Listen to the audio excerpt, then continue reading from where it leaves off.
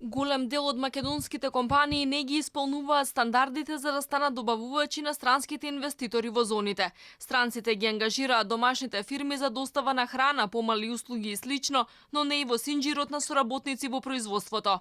Од Советот на странски инвеститори велат дека и македонските компании треба повеќе да инсистираат да стапат во контакт со нив. Од државата од друга страна пак бараат владење на правото, ефикасна јавна администрација за побрзо завршување на процедурите и промена на образовниот систем.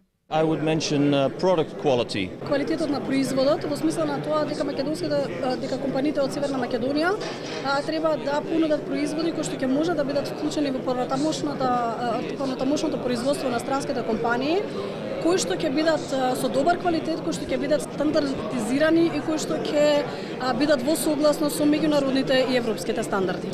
За 9 месеци годинава во земјава влегле само 131 милион евра странски капитал. На 200 милиони евра се одлеале од Македонија, бидејќи фабриките од зоните ги враќале парите во матичните компании во странство. По слабите резултати, министерката за финансии Нина Ангеловска уверува дека странските инвестиции требало да се гледаат на крајот на годинава, а во овој период нормално било да има приливи и одливи на капитал. Народната банка пак веќе проектираше дека до година странските инвестиции и извозот ќе имаат помал придонес кон растот, главно поради послабите резултати и побарувачка кои се очекуваат од нашиот најголем трговски партнер Германија.